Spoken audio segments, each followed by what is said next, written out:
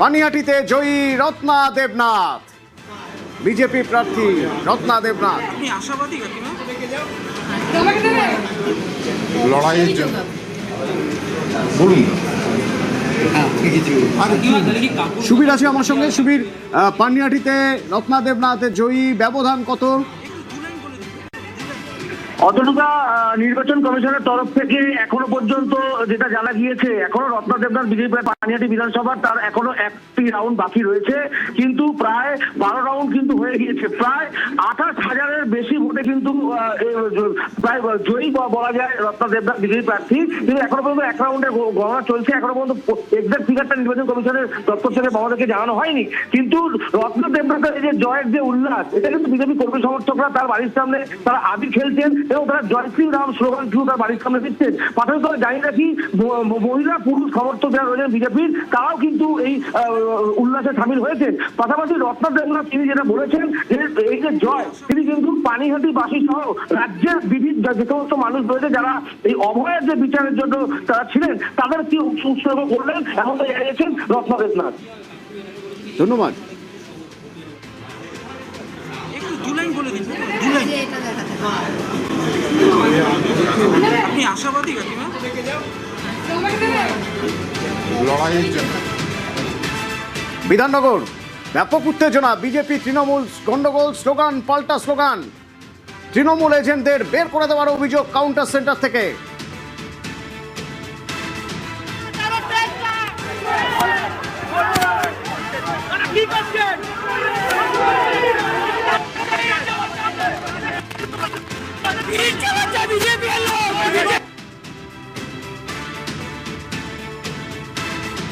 অনুপ আছে আমার সঙ্গে। অনুপ, কি অবস্থা ওখানে, কি হয়েছিল? হয়তো তৃণমূলের যে কার্যালয় সেখানে সামনে কিন্তু একেবারে লক্ষ্য করা যাচ্ছিল যে বারবার যখন একাধিক যে তৃণমূল প্রার্থী পিছিয়ে ছিল, সেই সময় কিন্তু জয় বাংলা এবং তৃণমূল কমিশন স্লোগান দিচ্ছিল। সেই সময় কিন্তু বিজেপির পক্ষ থেকে একই রকম স্লোগান দেওয়া হচ্ছিল এবং তৃণমূলের পক্ষ থেকে অভিযোগ করা হচ্ছিল সেই সময় জয় করে তাদের কাউন্টিং সেন্টারকে নির্বাচনী যে এজেন্ট তাদেরকে বের করে দেওয়া হচ্ছিল। সেই নিয়ে মূলত গন্ডগোলের সূত্রপাত। এর পরবর্তী ক্ষেত্রে বিজেপি কর্মী সমর্থক তারা কিন্তু তৃণমূলের যে নির্বাচনী কার্যালয় করা হয়েছে তার সামনে এসে বারবার কিন্তু স্লোগান দিতে থাকে, তাই নিয়ে কিন্তু গন্ডগোলের সূত্রপাত হয়। এরপরে বিজেপির পক্ষ থেকে বলা হয় একাধিক বাইকে করে তারা এসে যখন জড়ো হয়, তৃণমূল পাল্টা অভিযোগ করছে সেই সময় তাদেরকে লক্ষ্য করে ইট ছোড়া হয় বলে এমনটা অভিযোগ করে।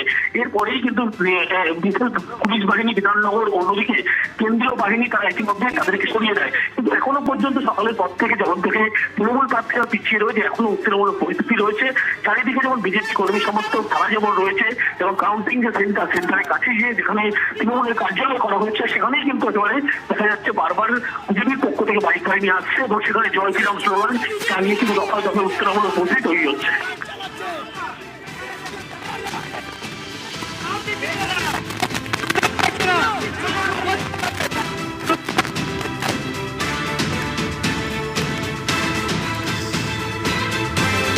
বারাসাত, এবার বারাসাতের ছবি দেখব। তৃণমূলের ক্যাম্প অফিসে হামলা। বারাসাত পুরসভা চেয়ারম্যানের গাড়ি ভাঙচুর, বিজেপির বিরুদ্ধে অভিযোগ অস্বীকার বিজেপি।